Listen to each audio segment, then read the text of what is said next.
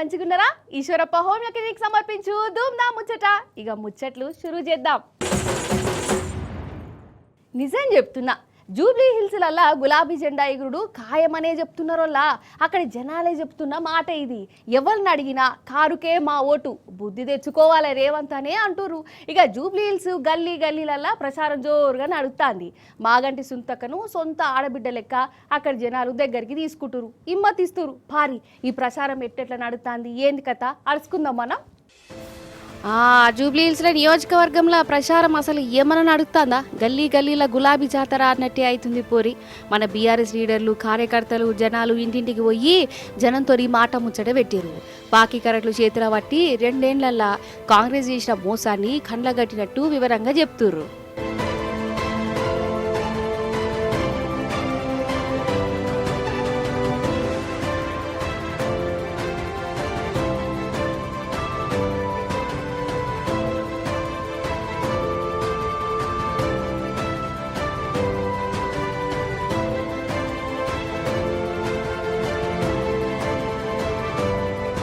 అసలు నన్ను అడిగితే బీఆర్ఎస్ పార్టీ ఇప్పుడు జూబ్లీ హిల్స్లో ప్రచారం చేయకున్నా కండ్లు మూసుకొని గెలిచేటట్టున్నదోల్లా జనం అట్లా ఖాయం చేసిరు కారు పార్టీ గెలుపును. అంతెందుకు పాపంకి పెద్దవ్వను చూడురి, జగదీశ్వర్ రెడ్డి సారు ప్రచారం చేసుకుంటా ఈ అవ్వ ఇంటికి వచ్చిండు. ఆమెకు మాటలు రావు.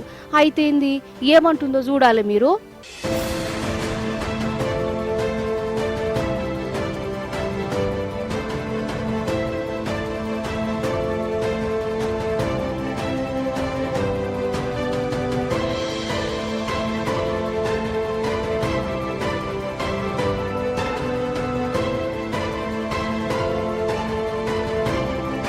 చూసిరా, మాటలు రాని పెద్దవ కూడా కేసీఆర్ సార్కే మా ఓటు అని చెప్తుంది. ఇక ఏ బస్తీకి జనం మాగంటి సుంతమను దగ్గరికి తీసుకొని ఓటు మీకే ఎత్తామని మాటిస్తానులా.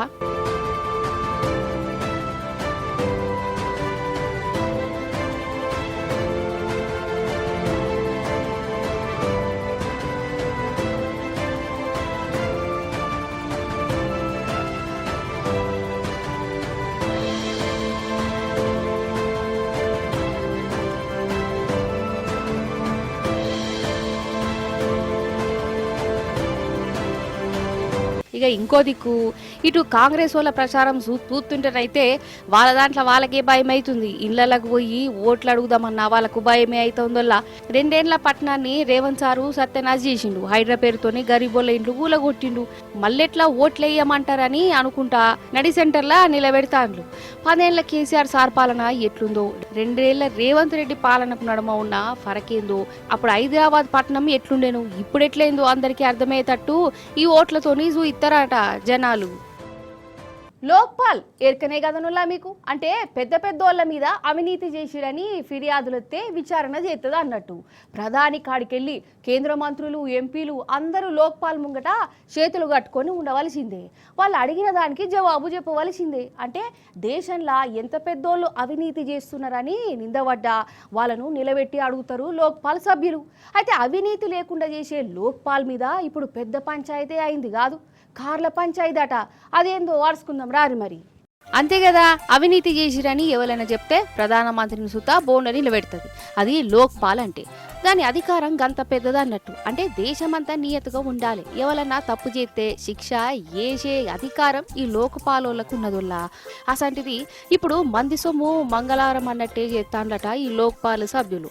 చేయిపాటోళ్ళు, సోషల్ మీడియా జనాలు గిట్లని అంటురు మరి. అయితే పంచాయతీ ఏడ పుట్టిందంటే కార్ల కాడ పుట్టింది. అయితే లోక్పాల్ సంస్థలో ఉన్న సభ్యుల కోసం కొత్త కార్లు కొంటాందట లోక్పాల్. అయ్యో, కార్లు కొనుడు కూడా తప్పేనా? అందులో జడ్జి సార్లు పెద్ద పెద్దోళ్ళు ఉంటారా, వాళ్ళు కార్ల పోవద్దా అనేరు. పోవాల్సిందే, తప్పులేదు. కానీ ఆ ఏ కార్లు అనుకుంటారు? BMW కార్లట. అంటే ఒక్కొక్క కార్ అట దగ్గర 70 లక్షల మీదనే ఉంటుందట. మొత్తం 7 మనుషులకు 7 కార్లు కొంటారట నొల్ల. అంటే ఒక్క కారుకు 70 లక్షలు వేసుకుంటే 7 కార్లకు 4,90,00,000 రూపాయలు అన్నట్లు. ఇప్పటికే టెండర్లు గిండర్లు పిలవాలని ఆర్డర్లు కూడా పోయినాయట. కథమిగా లొల్లి షురు అయింది. ఓష్ని అవినీతి లేకుండా చేసే సంస్థకు ఇంటర్నేషనల్ కార్లు ఎందుకు? ఒక్కొక్కటి 70 లక్షల కార్ల తిరుగుడు అవసరమా? వాళ్ళకు గింతగనం సోకులేందుకు? గట్ల సోకులున్నోళ్ళు అవినీతి లేకుండా ఏం చేస్తారని గరమైతురు. అసలు ఇది లోక్పాలు కాదు, షోకాలు పెట్టే పాలు. జనం పైసలు లోక్పాలు గంగపాలని అనుకుంటున్నోళ్ళ.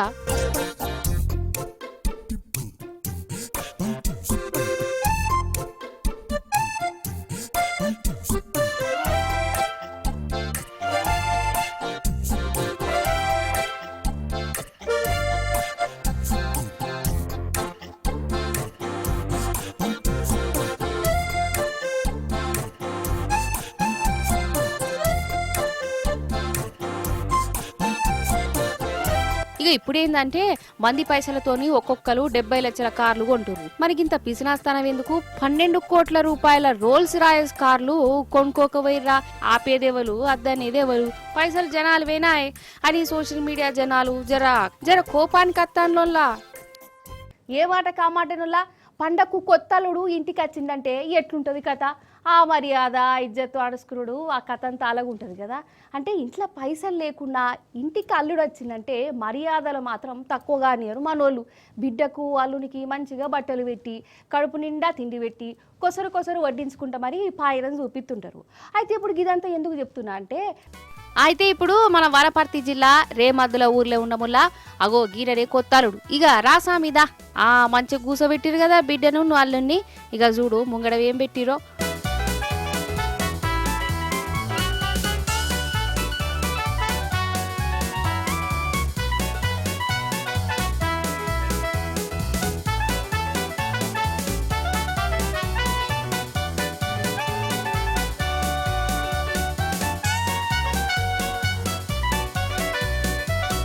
వామ్మో అన్ని స్వీట్లే కాదు, దీపాలంటేనే మిఠాయిలాయే. అందుకే కొత్తల్లుని ముంగడ పెట్టి మరి అది చూయించిరు. అయితే ఈ నడుమనే లగ్గమైందట. ఇక ఫస్ట్ సారి మొన్న దీపాలి నాడు అల్లుడు అత్తగారింటికి వచ్చిండు. ఇంకేమున్నది, అత్తమామలు కొత్త అల్లుడు జిందగీలా మర్చిపోని తీర్ల మర్యాదలు చేసే పని పెట్టుకున్నారోళ్ళ. స్వీట్లు వంటలు గింటలు అన్ని కలిపి 150 రకాలు పెట్టిరట. ఇక వీటిని చూసి అల్లుడు ఒగ మురిసిపోడా అన్ని తినుడే కావాలి అని అత్తగారోళ్ళు. కానీ వామ్మో గిన్ని నాతోనైతుందా అని అల్లుడు మొత్తానికి ఎట్లనో గట్ల 150 రకాల వంటలు రుచి చూసిండట. పట్టు లెక్కకైతే గిసెంటి మర్యాదలు సంక్రాంతికి ఆంధ్రాలో ఎక్కువ అవుతుంటాయి. కానీ మన తెలంగాణలో చూడుర్రి అల్లునికి ఎట్లా దిల్కు చేసిరో వీళ్ళు.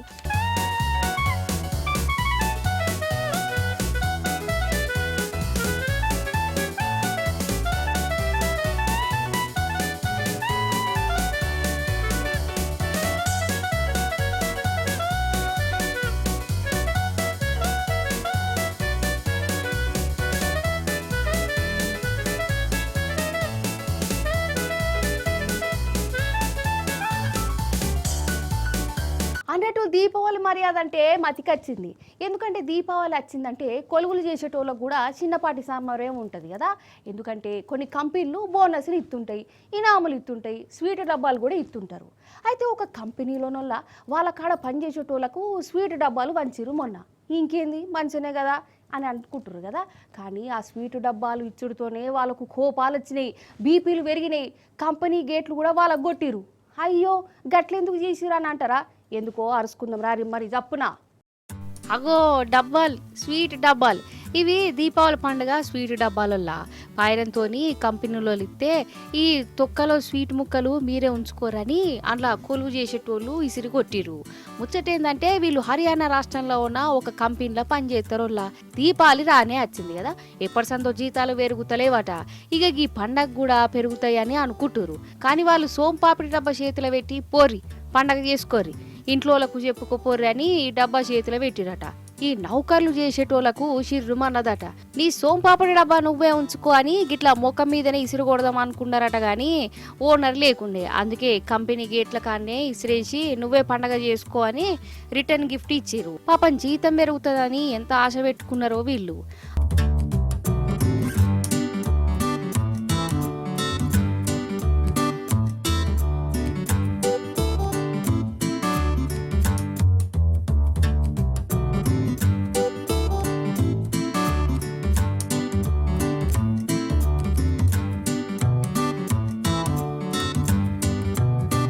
అక్కడ గట్లున్నదా గదే దీపావళి నాడల్లా టోల్ గేట్ కాడ పనిచేసేటోళ్ళు చూడు ఏం చేస్తుర్రో. ఉత్తరప్రదేశ్ లా వీళ్ళు టోల్ గేట్ కాడ పనిచేస్తారు.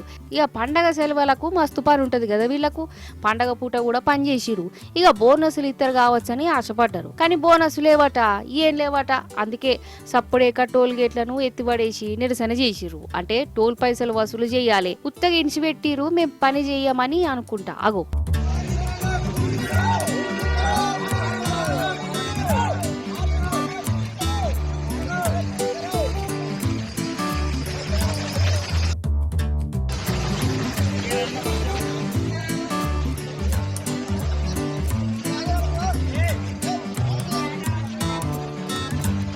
అయ్యయ్యో, ఈ టోల్ గేట్ గాడ వసూలయ్యే పైసలు వీళ్ళకి ఇచ్చినా అయిపోవు. ఇప్పుడు కాంట్రాక్టర్ కు పోలేదాయే, ఇంట్లో పనిచేసేటోళ్లకు దక్కలేదాయే. వీళ్ళు నిరసన చేయబట్టి నడిమిట్ల పబ్లిక్ అయితే ఫాయిదా అయిపోయింది, ఫ్రీగా అయిపోయారు కదా. చూసిరా దీపావళి నిరసనలు ఎట్లున్నాయో. నిజంగా 1 కోటి రూపాయలు 2 కోట్ల రూపాయలు జమ చేసుకుంటే సాల్, ఇక జిందగీ మొత్తం ఆరాంసే కాలు మీద కాలేసుకొని బతకచ్చు. వాటిని మిత్తిలిచ్చుకుంటా వచ్చిన పైసలతోటి రందు లేకుండా బతకచ్చని అనుకుంటారు. కొందరు గురించి చెప్తున్నా. ఆ సొంటిదొల్ల ఒక పెద్ద అన్న ఉన్నాడు, మనోడే, ఎరికైనోడే. ఆయన నెల జీతం ఎంతనో ఎరికేనా? ఎరికైతే మీకు చక్కెర వస్తుంది కావచ్చు. అగో చూడురి, మరి కొలువు చేసి ఏ పాటి గమాయిస్తుండో ఎరికే కదా. గుండు బాసు సత్యనాదెల్ల మనోడే మైక్రోసాఫ్ట్ కంపెనీని నడుపుతాడు. ఆ కంపెనీకి పెద్ద సారు ఈయననే. ఇవన్నీ మీకు ఎరికేనే నాయ. ఇంతకు ఈ గుండు బాసు జీతం ఎంతనో ఎరికేనా? మంచి ఇనురి 846 కోట్ల రూపాయలు. గరం కోట్లు వాన కోట్లు కావు, రూపాయల కోట్లే. 846 కోట్ల రూపాయలు ఇక జీతం తీసుకుంటున్నాడంటే ఇక చెప్పు కథ. అయితే మొన్ననే పెరిగిందట నాదెండ్ల సార్కు జీతం. ఇదివరకు 670 కోట్లు ఏమో ఉండే, ఇప్పుడు ఇంకో 200 కోట్లు పెంచినట్లున్నది కంపెనీ. మొత్తం కలిపితే 846 కోట్లు తీసుకుంటుండు. కాదుల్లా, 846 కోట్ల రూపాయలంటే ఏంది కావచ్చు? అవేమన్నా పైసలా లేకుంటే పల్లికాయలా? జీతమే 840 కోట్లు తీసుకుంటుంటే మరి ఈయన కంపెనీకి ఎంత ఫాయిదా చేస్తాడు కావచ్చు? గంతగానో ఫాయిదా చేస్తాడు కాబట్టే గన్ని వందల కోట్ల రూపాయల జీతం కింద ఇస్తాంది ఈయనకు. కానీ ఏ మాట కామాటనుల్లా 1 కోటి రూపాయలు కమాయించేటందుకే జీవితం మొత్తం కష్టపడుతుంటారు చాలా మంది. ఎంత కష్టపడ్డా కంసేకం 1 కోటి రూపాయలు కూడా కమాయించనోళ్ళు చాలా మంది ఉన్నారు. అసొంటిది ఏడాదికి 840 కోట్ల రూపాయలు ఈయన జేబులు వేసుకొని పోతుందంటే ఇది చిన్న ముచ్చట్నైతే కాదు. ఈయన పనితనం కూడా చిన్నది కాదు. ఒక్కసారి ఇన్ని కోట్ల ఇక పని చేసిన కాడికి చాలు ఆరాంసే రెస్ట్ తీసుకుంటా, ఊర్ల పొంటి పోతా, చుట్టపోలతోని తిరుగుతా, ఈ కొలువు నాకెందుకు, నాకేమైనా తక్కువనా అని అనుకుంటారు. కానీ ఈయన ఎందులా ఒక్క ఏడాది జీతంతో 2-3 తరాలు బతుకుతాయని ఎరుకున్నా గాని ఒక్కరోజు ఆఫీస్కు డుమ్మా కొట్టకుండా దిమాగ్ ఖరాబ్ అయినా పని చేసుకుంటా పోతుండంటే నిజంగా పని రాక్షసుడైనట్టే కదా. కొందరు గిట్లనే ఉంటారు, పని చేసుడు చాలా ఇష్టం, పనికి విలువ ఇయ్యడానికి దానికి తగ్గట్టు జీతం తీసుకుంటారు అన్నట్టు.